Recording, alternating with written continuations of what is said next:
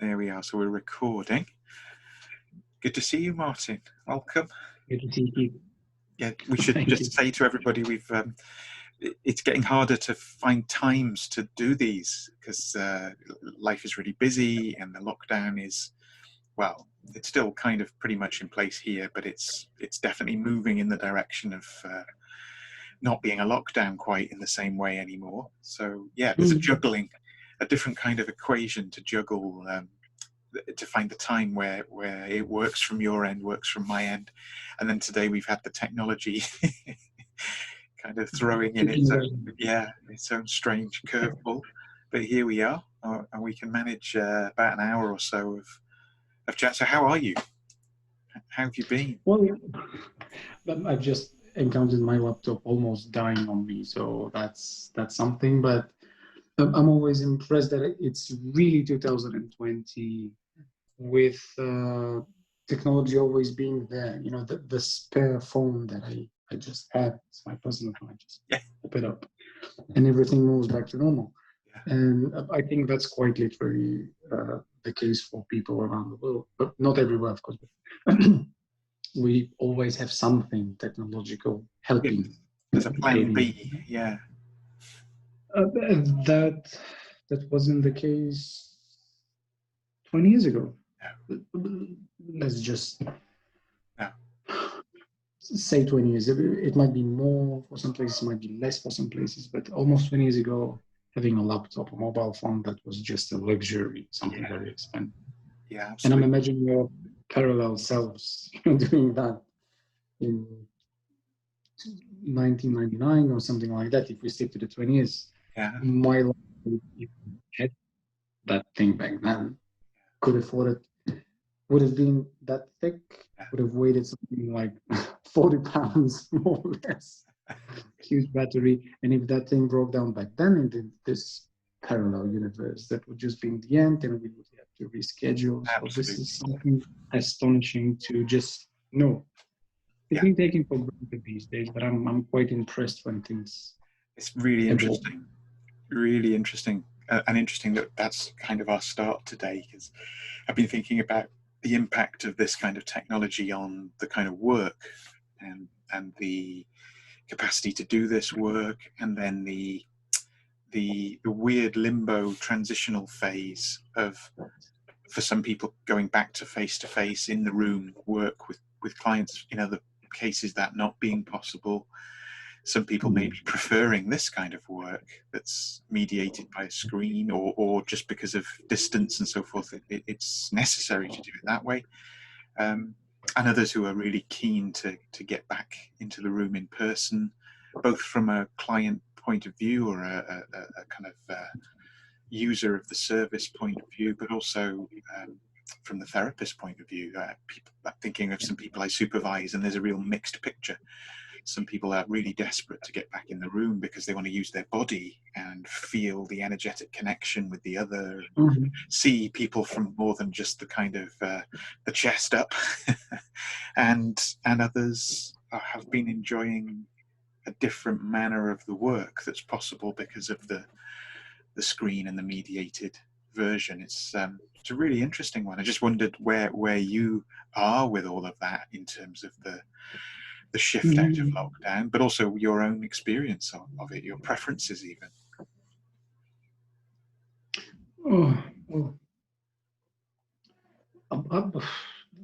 From a very honest and almost impulsive response I have for this, I've always hated the so-called teletherapy. In terms of me providing someone with some kind of support, even in the most disturbed cases. I've worked with people that have this kind of medical diagnosis that I don't particularly like, but I honor, because there's a whole field of medical philosophy. Yeah. So I've seen schizophrenic people online. I've seen people with the so-called borderline features that I think we all have, but they've been medicalized in some sense. And what hit me back then, this was probably 6 or 7 years ago, last time, is that for the sake of brevity, I will call it the normal people. That's kind of therapy. Yeah, yeah. They didn't do so well with me. Might be coming from me, might be coming from the relationship through that thing. And the more disturbed the people I've seen, the better they did with this online thing, which I've never had the chance to reflect or even deeply enough just to understand why. Yes. My last session it was 7 years ago. It was with the family I was working, and they went to the US. They got employed there, and they wanted to continue working together. So it's not a couples therapy because I don't have that specialty and understanding, but I was seeing them both on the screen at the same time. And there was one morning in which they overslept because of the time difference. There was a 10-hour time difference. And when they opened their laptop, they were in bed. Okay. And I excused myself from denying therapy from this point onwards, but this was probably too harsh back then. But I was really angry with that. And I said, no more teletherapy for me. I'm not for that. I'm reacting too fast. I'm not gaining any understanding for that. Yeah. And when the lockdown hit, I just saw how I wouldn't be able to afford to feed my family if I don't comply to the rules of the therapeutic world. Indeed. And my first sessions were extremely tiring. So 2-3 sessions per day with something between 15 minutes and 1 hour break between them felt like half a week of work of 6 sessions a day. Yes. So very slow adjustment, very slow learning curve on what to regard as meaningful, how to approach there's a person with me in the room, but it's just a representation on this plasma screen that I'm trusting blindly. Yes. And I'm trusting that the person is somewhere there, as we are doing now. Yes. Just because in the therapy room, there's all sorts of things that float around. There's even the defenses some people build. Yes. Not to benefit from therapy, which is completely normal. This is a very human thing. But I was able to regard them live, seeing a movement of the foot and just seeing them regarding that, seeing a frown, someone being overwhelmed and their posture really goes. The body was there. And I've had this paradox. It's like Schrodinger's cat. Yeah. There's someone with me, but there's no one with me. Yes, exactly like that. Something like that. Yeah. And I was able what to trust at that point. Yes. And were these all people that you had previously already met in the body, as it were, or was it also meeting people only online who you'd never yet met in a corporeal way? I was having groups vision with my team today, and we were discussing something in the sauna, and I just happened to realize that all of the people I've been seeing online throughout the lockdown, I've seen them in person before for different lengths of therapy, different times of therapy. And I had 3 new people that I'm seeing online. They live in different cities, so they would probably benefited from therapy even without a lockdown being done online. But they said, well, it's lockdown. I'm having these experiences. They're too overwhelming. Let's see how that works. Can you work with me online? So 3 people. One of them I saw yesterday for the first time live. So it's the exact same process, but backwards. Yeah. Someone online and then seeing them live. What was that like? Well, the first second is very intense. It's very shocking even at the first glance, because I'm opening the door and I already have an image in my mind with someone, and they have the same thing. So it's a very fast, like a split second full game of tennis. Yes. sounds in my mind like as if someone is using a machine gun of images and Yes. feelings and everything, because we're exchanging these things rapidly. Yeah. And I've had this very curious experience of someone opening the door, this person that came to see me live. I'm opening the door, and their first reaction was, I thought that you were taller. Like online dating. So we went through that, and I just asked, well, how is it me with being shorter? How does that affect this thing? If I was tall, how would that be for you? Many interesting things, and I happen to love the paradox in online therapy, not the conventional in online therapy. Yes. And I'm not regarding any of my colleagues who use the contemporary manualized therapies to write down things, but I've seen books online. Just absurd. This is not therapy anymore for me. Yeah. It's some kind of pedagogical cooking involved kind of recipe. Something's there. So yeah. And I was reading something the other day. It's a book. It's called Short Circuits, and I was really puzzled the first moment I saw the title, and I was thinking what that might be like. Why the title? Did the person that wrote the book write the title beforehand, or did they write the book and then throughout editing or reading or notes they came up with the idea? And it happens to be some kind of critique on many therapies throughout the years through literature, critical thinking, reading lens. And the preface, very short paragraph saying that short circuit is, from the standpoint of the electrical system, the short circuit is probably the most shocking thing that can ever happen, of course. But it's the only way through which you can go for critical reading and thinking. Okay. The longer the circuit and the calmer the circuit, if it's a mellow process, if it's long, if it's taking its time, that's fine. But there has to be some kind of joy throughout time. Of instances that will probably drive the process into the critical mode that therapy is for me sometimes. Yes. Interesting. So I've been having very positive experience with short circuit therapy online. Yeah. More than it's counterintuitive in a way that most people, let's say, generalizing.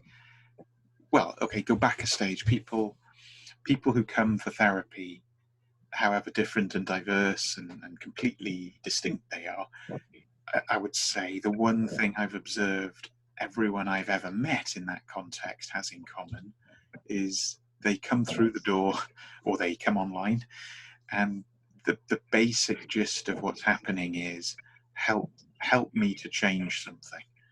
There is something, whatever it is, maybe it's huge, maybe it's small, maybe I don't even know what it is, but there's something that needs to be different than it is right now. Nobody ever comes through the door and says, I've come for therapy, help me stay exactly as I am.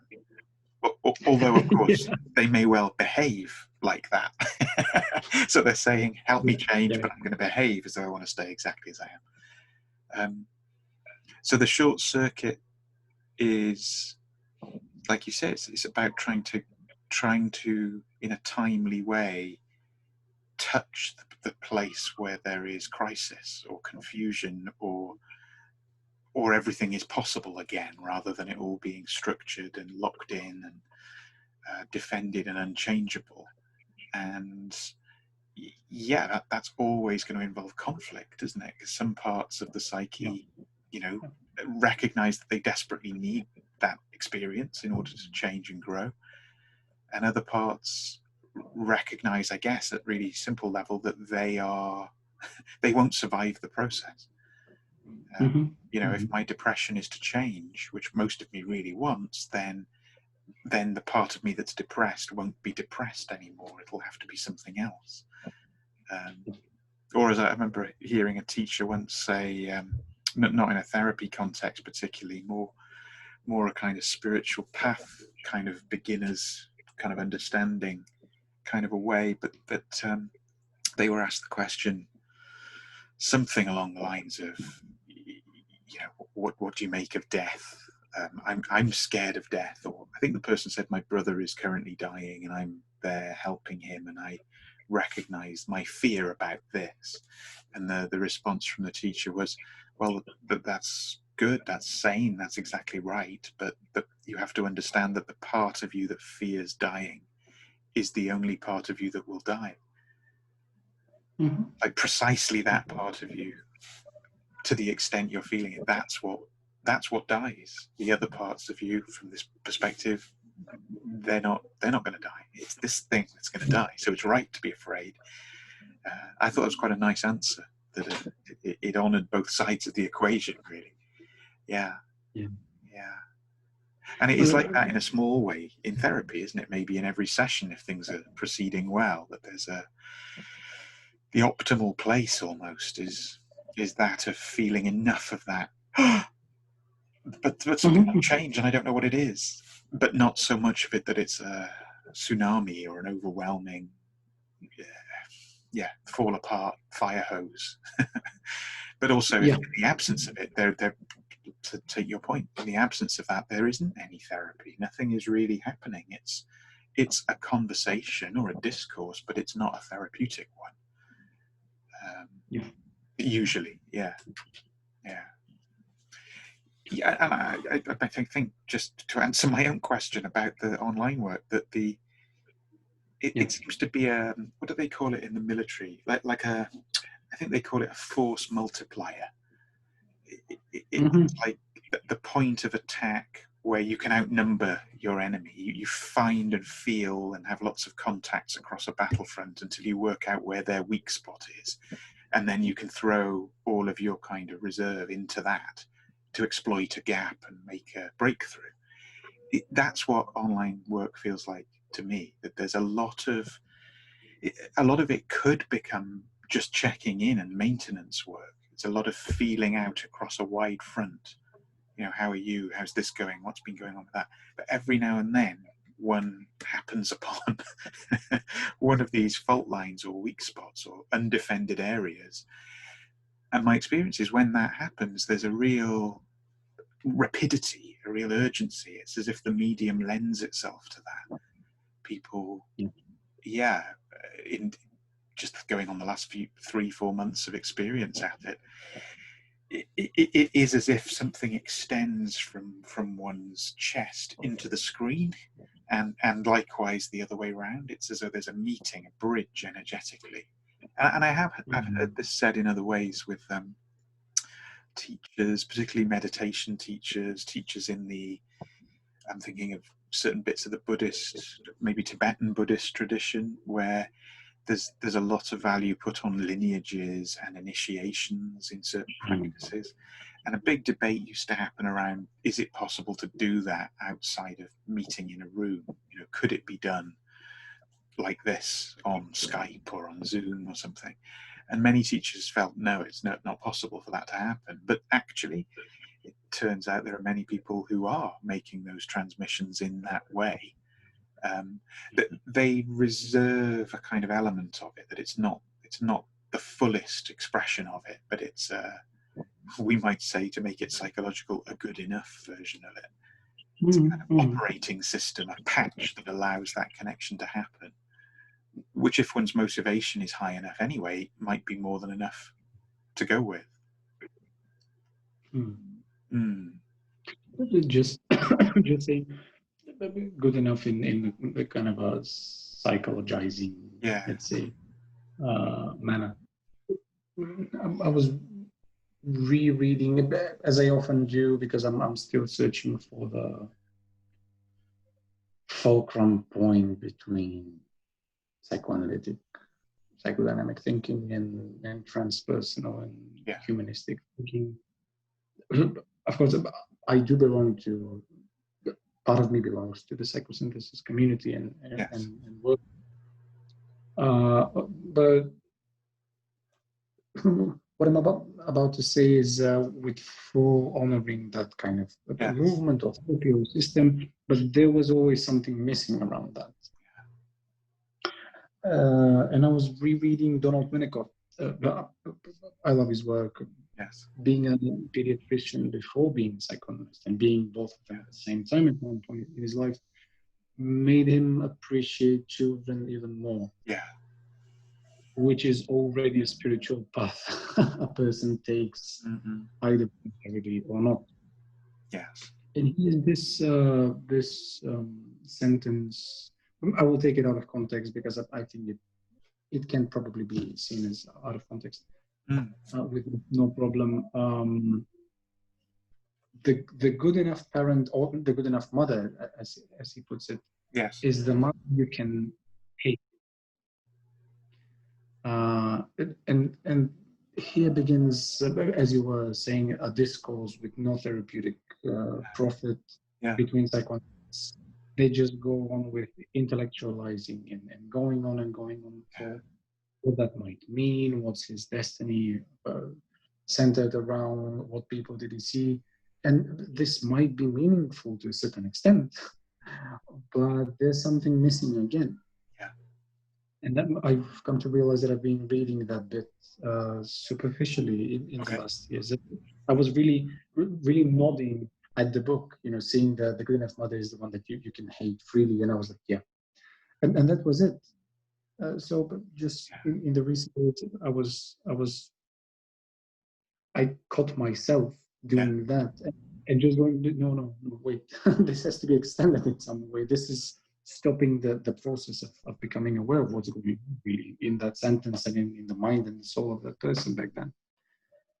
And there's something about the, as you were saying, the Tibetan Buddhist tradition not being sexist about it, not at all, but it predominantly belongs to men throughout history. Yeah. And the motherly thing seems absent, at least bodily. Yeah. Speaking, corporal thing. Yeah. And probably there's a Jungian key to that because nature serves as the mother. Yes. And you can love it or hate it. Yes. As much as you want, probably. Yeah. That will make it good enough. And at one point, nature just says, well, here is a virus for you.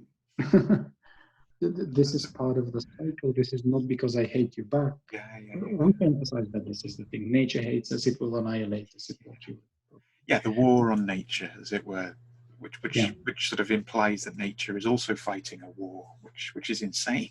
That's a way of formulating it. Yeah. But that's a really interesting insight into, well, we came to it through thinking about Tibetan Buddhism, and it's certainly true kind of generationally, historically there, but it's probably true generally of the kind of organized religious structures of the, some would say the age of Pisces, that they are mainly male hierarchy kind of organizational forms.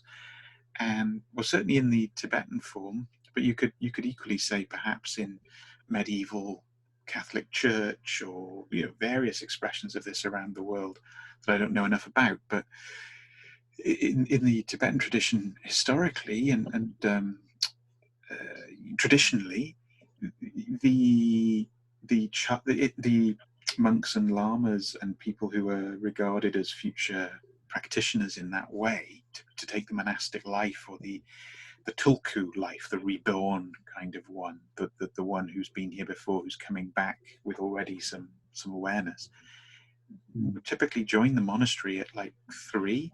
So they literally leave their mothers at that age and see very little of them ever again. I mean, the clear example of that would be the Dalai Lama, who talks about leaving leaving family to go to the monastery. But that's very, very common experience for the, whatever it was. I think at one point it was about 25% of the population were monastics in traditional Tibet. So that's a huge, Winnicott would have a lot to observe about the rupture in the maternal bond. And I mean, I don't, again, I'm talking very generally about something that would require much more finesse, but I had one conversation with a Lama who was born in Tibet but lives in Canada, who was very impressive, very evolved kind of human being on many, many levels, but would say, as an aside, was kind of, you know, present with his emotions and his North American schooled psychology now, to say, I wondered why I felt so sad all the time, and I realized it's because I never really was with my mother. You know, I don't really have very few memories of her. And this is a guy who, you know, from lots of points of view, would be considered to have some fairly high degree of realization or of quote unquote enlightenment. But at the human level, this woundedness, and he went further. He was like, well, this can't, this is not right. It shouldn't have to be a choice between this and this. There should be a better way of integrating this that doesn't require the separation in the first place. Yeah, which, yeah, I found myself nodding in agreement with. Yeah. Oh.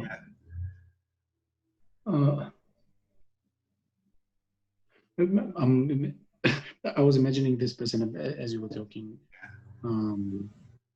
The first few seconds, I had the image of someone in a robe, and then you said the Northern School of Psychology. Then I imagined the suit, and then as you were saying that he missed this bonding with mother.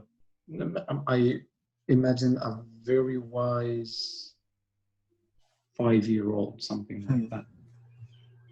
So this changing in scale and in vivid imagery, dynamic imagery, probably belongs to what I think that the contemporary way of saying that in psychosynthesis systems is the child complex. The image. Yes. Accurately speaking about that. Yeah. And I think this is a very problematic, very beautiful concept, of course, but very problematic concept because yes, doesn't give proper, and it's always lying to our thinking. Yes. Yes. Because even from the evolutionary point of view, we are hardwired to regard creatures with big heads, round eyes, round watery eyes, big ones, small body, as something, as we call it, cute and saving. So if we continue on with other layers from our development, this will probably even strengthen up a bit. But even from the evolutionary point of view, when we encounter something childish, I greatly honor the word childish. I'm not meaning as Dennis the Menace childish. Yeah. When we encounter that either in therapy or in other people, there's one immediate socially constricted reaction to disregard that as not grown up enough. Yeah. So this is why it's problematic. Yeah. At the same time, from the superconscious level of higher values, there's enlightenment than I personally will ever have, even if I go on a solitary mission to find my own self, the deepest. I've already had it, but I missed it. So there's no turning back. There's no returning to that. Exactly. That point. Yes. And I suppose if I was open, anyone really. Yes. 3 years old and they're disconnected, probably by force, but not by immediate force, but by what's being governed by the social justice. You go to the monastery, you become a monk, and then you continue part of enlightenment. That's probably the crucial point of the child is already enlightened, and they're probably using that promise them. Yeah. But the price you have to pay, as with everything in the universe, is that you lose mother. Yes, exactly. And you lose mother very early in the process. Mm-hmm. You know, Yeah. it's not like the kind of the typical English stiff upper lip, you know, patrician ruling class. You go to boarding school at 7. It's Yeah. 4 Yeah. years prior to that. And it's not boarding school, it's a freezing cold monastery, you know, with thousands of, male monks. Yeah, yeah, yeah. Uh, It's a different thing, isn't it? This guy I'm thinking of and referring to, he he gave another image which sort of symbolizes the two worlds, the kind of traditional world and the one he was now living in. And the traditional world, he said, when I was a boy in the monastery, one of the things they had me doing, I learned to play those really long horns that you see, the really, really long ones with a sort of upturn, a bit like the Swiss Alpenhorns, but much at the longer. end, yeah. Yeah, I think they're called Dungchen, I think is the Mm. better name, Dharma trumpet kind of name. Huge, huge things that make that incredible primal, kind of almost Mm. tectonic kind of sound. And he said, now I'm in Canada, I play the saxophone. And it's like, yeah, when in Rome, do as the Romans do. Yeah, when in Canada, pick up a saxophone, and yeah, that will become your key or your way Mhm. of navigating. Whereas in the traditional monastic setting in the Himalayas, you blow the horn because it sounds across many valleys and it calls people in and all of that. But Yeah. yeah, yeah, Mm. it's a nice image. Very, very, very telling on how things transmute even. Well, you could say which is the sound of which is the better representation of, or which is the better invoker of mother. Which Mhm. sound is closer? What gets you closer to that original rupturing? There's a beautiful passage in a book by Martin Prechtel, who I think we've talked about before. Very short book of his called "The Smell of Rain on Dust," which is his book about grief. Really, grief and praise, he says, are the same thing, basically, inflected in two directions.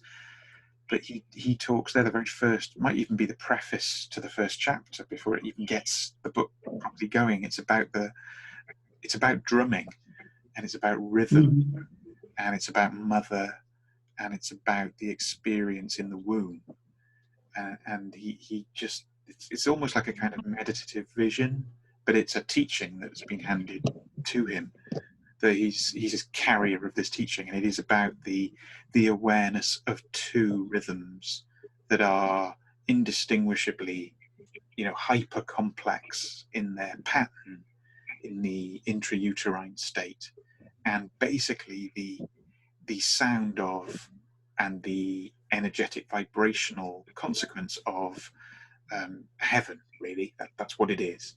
And then there's the gestation comes to an end, and there's the expulsion from the garden, as it were, the being bornness, and his take on it, which I suspect maps onto some of the Vedic kind of understandings and other Indian traditional understandings, is that the primary experience of it is sound and is sonic, and that the deep confusion and trauma for any newborn infant is there's now only one rhythm playing, and it's your own heartbeat, and it's standing entirely alone in a totally new acoustic universe where it doesn't get echoed back to you. And even when you're lying skin to skin on your mother's breast in that bonding, all that's doing is reminding you of the separation that's already occurred by dint of you being born.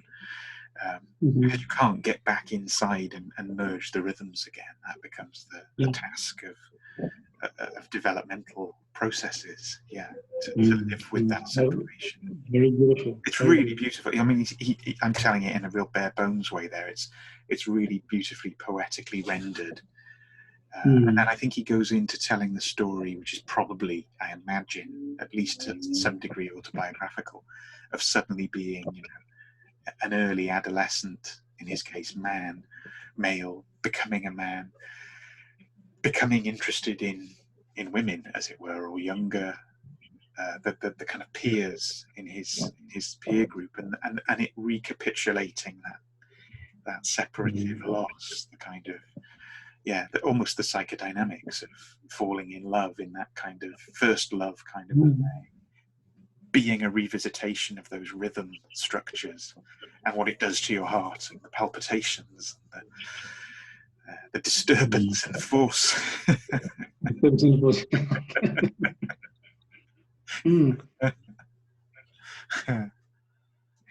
There's so many phenomenological occurrences when we regard the heartbeat and when we regard the connection between two people. Yeah. The things that probably come from many different schools of thought, probably come from many different traditions, but each and every tradition, if it's I was going to say complex enough, but if it's persistent enough in their seekings, reach the breath and the heartbeat at one point. Yes. Some of these traditions utilize it in some kind of form of therapy on unravelment, some kind of wounding or whatever. Some are more theoretical. Yes. But there's something about that. Those two very, very basic things. Even in throughout physicians, there's a lady that I really like, and I do reach and conduct therapy according to those rules. She was a nurse formulating the theory behind nursing. Virginia Henderson, this is her name. She was a very huge fan of Maslow, really. But she reformulated his basic needs theory. And she regarded that as fundamental needs theory. And this is almost as if, graphically speaking, in the pyramid of Maslow, there's a second pyramid that's a little bit below it that corresponds to the fundamental needs. And need number one that is absolutely a must for a person to feel at least some kind of ease throughout life, to breathe independently. This is the first foundation. From then on, there's a choice of posture, free choice of posture. Then there's reaching to your own beliefs and stuff like that. There's 16 layers, 16 levels. And she was a very, very medical, very physical in her beliefs. But while reading that, you cannot escape from the feeling that everything is spiritually oriented. That's interesting. Even the most Western, let's say, quote unquote, tradition, they are all already regarding that, which was a curse word. Or I'm not sure of the timing, but probably in the 1950s, therapy, breath work was something that you should not really approach as the Western person conducting therapy, and that's not our business. This is for the Eastern people meditating on walks to go for. We don't breathe. We don't breathe anymore, so that's forbidden. Yes. So there's something about that, and well, but please do tell me what you think, because I've reached that point of some kind of reflection, but my mind stops here or begins to wobble a bit. Yeah. No, that's really, really fascinating and primary in the deep sense, isn't it? And if you think about it, there's a kind of inbuilt betrayal for modern people. Let's just start there around that, because we're all breathing in order to be here, to exist. But we're not breathing from the point of view of it being conscious or being available to being conscious most of the time, unless we're out of breath or we've run for a bus or something like that, you know, or we've been doing some sort of exercise that's left us breathless, or we've desired to be breathless, like people do, to have a good workout, that kind of thing. But really, the fundamental nature of the breath is the last thing on our minds. It's kind of so much in plain sight, like literally here in the middle of your face. the reality at the end of your nose, and then deeply inside you. But I can think when I've taught meditation classes and mindfulness classes, just after having people breathe for a while, and generally things slow slightly and come down slightly, and you can usually feel a quality in the group, you can then just ask a question like, so right now, are you breathing in or are you breathing out? And people have no idea. No idea at all. It's not obvious. It sounds mad, doesn't it? But it's the case, particularly if we're used to talking like we're doing now, you know. Where's the breath in any of that? There's like the occasional grab a breath, carry on. And I think music is another example of that. If you sing, or if you play a wind instrument or a brass instrument, I used to play in a brass band, and yeah, there's a whole discipline, come art form to breathing that is about having the capacity to have enough breath to play a passage or to stay with the kind of shape of the thing. Yeah, it's a really profound need and necessity. Well, and it's the two coinciding kind of master narratives of the last 3-4 months both come to that, don't they? The fear of coronavirus, what does it do? It attacks your lungs, you can't breathe, you go on a ventilator, or you don't. And it's that, or the, as we touched on before, the kind of police brutality, racism, that whole kind of angle that's being explored in many countries in different ways. The kind of core sign behind that being, I can't breathe. You know, everything points or leads back to that primary or primal kind of reality of the breath.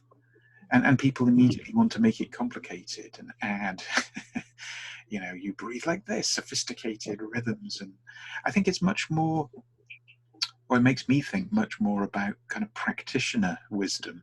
It's like, what actually works? If at the level of the breath being an interface of the, let's just say, the mind and the body as an integrated whole, never mind breath as pneuma, as the kind of the lace of spirit holding everything together at the human vehicle. If we can't be practitioners of that, then we really are in a sorry state. You know, it's not the place for theory and for abstraction. It's absolutely the place for practitioner wisdom, you could say. And I think to that degree, it's extremely relevant to therapy.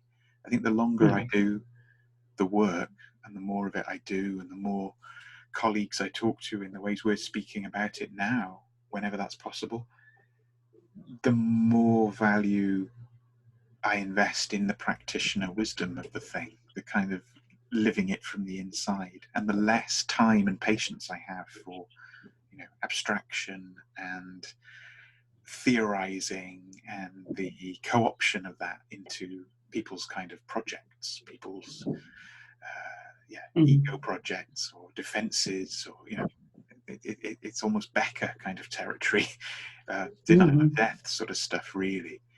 I'm just bringing something else in, but I've been listening to an audio book of a book that came out earlier this year, nothing at all to do with therapy on the face of it. It's a book written by a first generation Polish immigrant here in England, actually, who's a stonemason and repairs old buildings throughout England mainly, and, you know, works on the old Gothic cathedrals and, you know, just all of that. And really fascinating, because it's basically a history of the built environment of England, Britain, the ancient prehistoric versions of that too, because he looks at the monuments in the landscape, Stonehenge and Avebury and things, but also of the Roman underpinning of of the built environment. So how the Romans would have building standards that would apply in the Syrian desert or on Hadrian's Wall. And, you know, if your concrete isn't the right mix, it's not going to be used. It's really fascinating because there's this succession of really profound insights that he comes to, but they're all from the inside out. They're not an architect's vision of the thing or, you know, some aesthetic kind of outer understanding of it. They're completely the artisan and the craftsperson's inner. How do you make that? Ah, yeah, well, you use this tool in this way, this much. And of course, it keeps coming back to the breath. So I watched a few videos on YouTube of the guy who wrote the book, who's called Andrew Ziminski, talking about his work, literally, and getting out his tools, which are very old. And, you know, like all good craftsmen, he received them from someone else who got them from someone else, and they're passed along the line. But in order to get into the kind of rhythm with the different sort of hammers and mallets, and then the different forms of chisel for fine work or for the removal of waste work, it's all about the breath.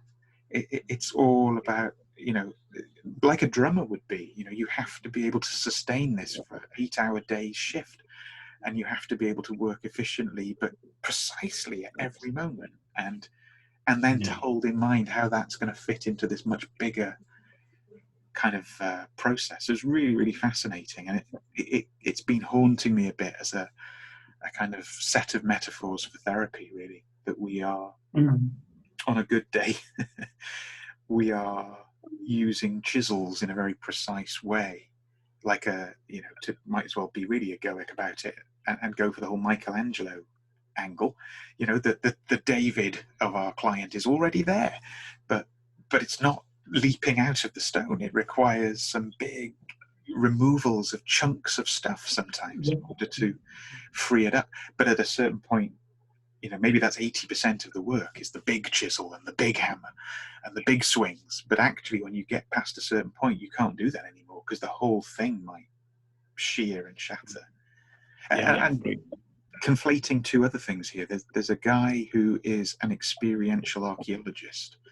So he, you know, tries to recreate things and put them to use, especially tools, to understand them better, on the basis that, you know, a drawing in a manuscript is not really telling you very much. And even making the object is not telling you very much until you put the object to use. And he gave two examples. One was the future English king, Henry V, who was born up the road from me here in Monmouth. As a young man, had a hunting accident, I think. Anyway, he ended up with an arrow lodged in his jaw, which, you know, could have been fatal because of the septic, blood poisoning. So they had to remove this. But of course, he's going to be the future monarch, and this is going to disfigure him horrendously and might kill him. And also, they're not even sure they can get the thing out. So they get the nearest blacksmith and they say, make something that can remove this from his jaw. And, you know, the next day the guy has made this tool with a trigger that, a bit like forceps today, that a surgical instrument. So they made this. They had a modern blacksmith reproduce this instrument, which has been sketched in the historic record. And then they had a modern day veterinary surgeon with his tools, and they put 2 arrows in the carcass of a deer, which to simulate bone, the arrow in bone and sinew. And said to the vet, how would you use your modern tools to remove that from an injured animal or you know, in this case, a human? And it was an incredibly dexterous and difficult maneuver. And then they said, well, let's try it with the original thing that this guy invented on the spot, on the fly, for doing the job. And it worked. They actually removed the arrow with very minimal damage to the bone or anything else, because it was able to grip and adjust. And it's like, you couldn't have understood that from a manuscript. You had to make it, and then you had to try and recreate its use in the best possible way, which is a bit, you know, I think we have some of those tools somewhere in the kit.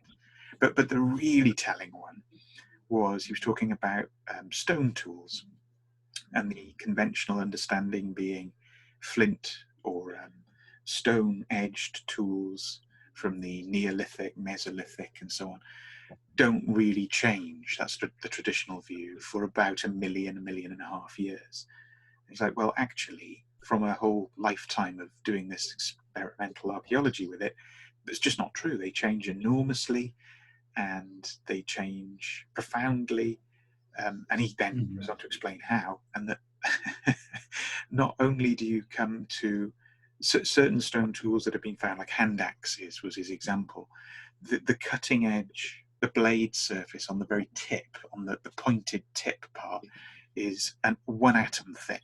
They get it down to it's sharper than a surgical scalpel is today, by an order of magnitude. It's incredibly fine and deeply dangerous as a result. Yeah. But then they made other edges on the same tool that were for separating the skin of the animal from the flesh, which don't need to be that sharp. In fact, that's dangerous because it'll rip so there's that. And then there are other implements. It's like basically you have to think of it like a Swiss Army knife with multi-tool surfaces all the way around it.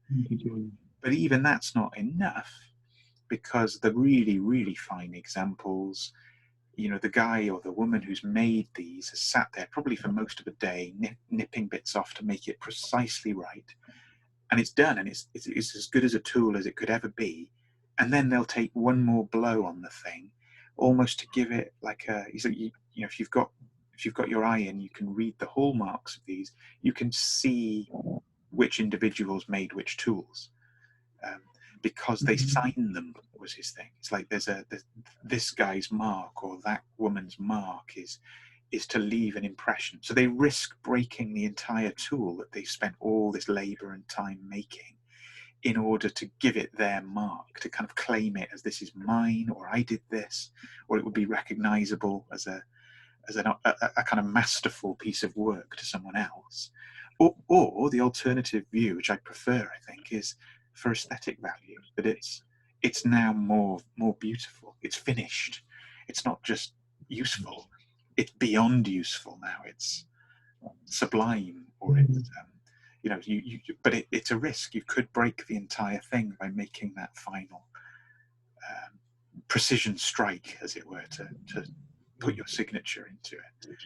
And I think that says something about the way we are as humans as well, that we want to leave an impression or a mark that is singular. I don't know how we got onto that, but there we are. I was thinking along the way that the tool for taking out arrows from the wounds that I've caused, being very efficient, being far more efficient than the modern thing. And just mentioning earlier before, working with clients, conducting therapy, doing supervisions. I've had that experience with because I'm involved in some kind of training. I'm not leading the training as the person that's directing the whole. To be therapists, people that need to know that and this and that, but several establishments, let's say, invite me, this association and that is so on. So I've had experience with people from many different therapeutic approaches. Not that this really matters from point onwards, but it's a factological truth. So here we are, and sometimes people forget that there's an arrow that penetrated the person, and they're too busy choosing the tool.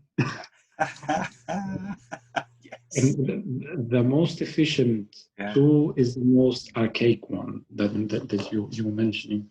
And I've done group supervisions, individual ones, trainings, and oftentimes I get really angry that I sometimes regret later that I'm asking anyone, what did you do then? They were like, well, in that manual on page 126 and so on. And oftentimes I like to be a little bit provocative around teaching methods. And I'm always saying, well, the person is dead already while you were choosing. So this is the same thing as you were outlining. There might not be an immediate need to fulfill the wishes of our clients, because Yeah. this is counterproductive Yes. oftentimes. Yes. But there has to be an immediacy in Yes. terms of the relationship we have. Oh, that's a really important point. That ridiculous dilemma of modern medicine, which you hear people kind of express sometimes about how two surgeons are talking, and the one says to the other, "How did it go?" And the one replies, "Well, the operation was a total success. The patient died, but the operation was a total success." The operation is fine, yeah. At the level of the technique and the equipment, everything was perfect. We did everything procedurally; it was wonderful. But the patient died. But he's no one. Yeah. Yeah. So you're right. There's a pragmatic underpinning to all of this, isn't there? That there's a person before us who's in pain, and part of if we had a Hippocratic oath or the equivalent thereof, it would be to minimize unnecessary suffering. I think, how much pain does this person need to be in? How much more than that are they in? And how do we equalize the one to the other? I've always had the fantasy that will probably never come to fruition anyways, but it's something that's been driving me along the lines of therapy and really pushing me forward for many years now. Yes. That if physicians and people in the medical field have the Hippocratic oath, I've always believed that we need to have an equivalent. Yeah. But the closest thing to my fantasy mind and everything that operates within me is the myth of Chiron and everything around that. So Chironic oath probably for the therapists and everything around that. Yeah. That will be responsible for our own wounding and will use it to help. And then stuff that people probably know, but I'm mentioning that for the people that are watching us, not knowing that we... I absolutely agree. I think I'm acutely aware of the time, but that's a brilliant insight, and one that we need to maybe start with in a future conversation. What would be some of the range of possibilities for psychological come psychotherapeutic version of a Hippocratic oath? What would be the mapping exercise, and what would it need to combine? And I think, certainly I can see the appeal of the Chiron myth to that. Yeah. But let's let it sit a little bit and stew. Let's see what comes out of that. So maybe we should pause there. Yeah. True. Thank you very much as ever. Thank you to everyone, all of you listening and watching. Hope to see you again soon.